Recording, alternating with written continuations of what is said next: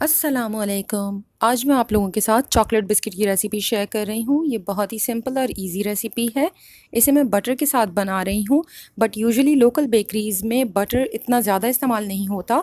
वो लोग या तो यूनिपफ का इस्तेमाल करते हैं या फिर बनास्पति घी को मेल्ट कर और फिर उसको सेट करते हैं, इसके बाद उसे इस्तेमाल किया जाता है।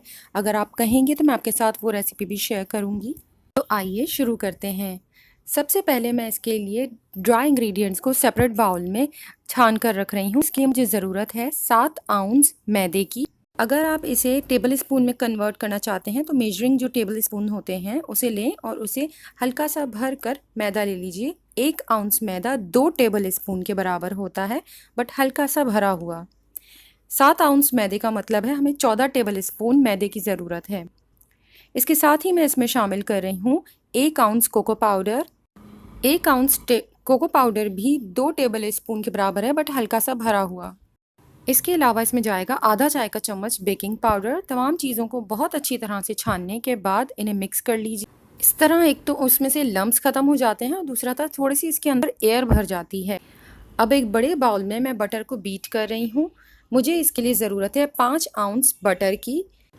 1 आउंस बटर का मतलब है 1 टेबल स्पून भरी हुई या फिर 25 ग्राम्स।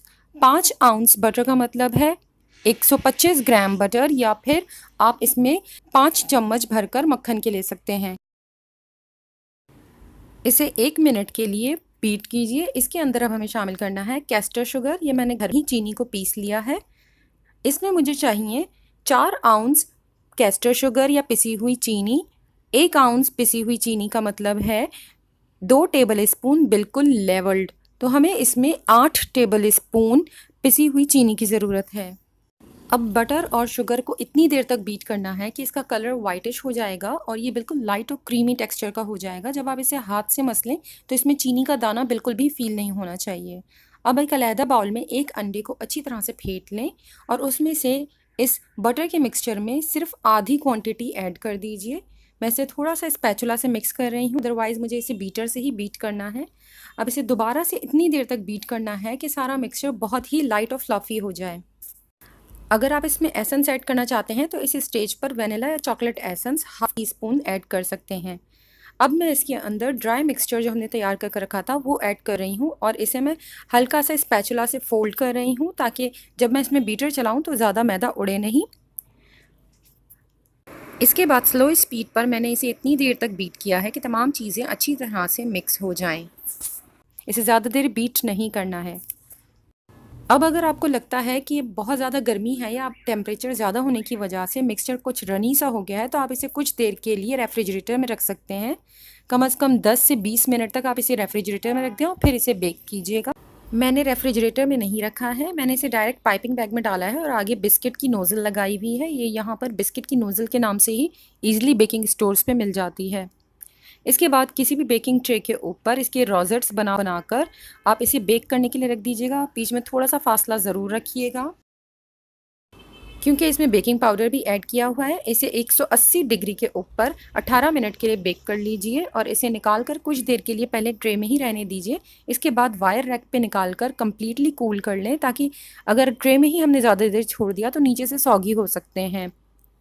बेकिंग ट्रे को ग्रीस करने की ज़रूरत नहीं होती है। अब इसके लिए हमें हार्ड आइसिंग बनानी है, जिसके लिए मैंने लिया है 3 खाने के चम्मच आइसिंग शुगर और आधा खाने का चम्मच कोको पाउडर।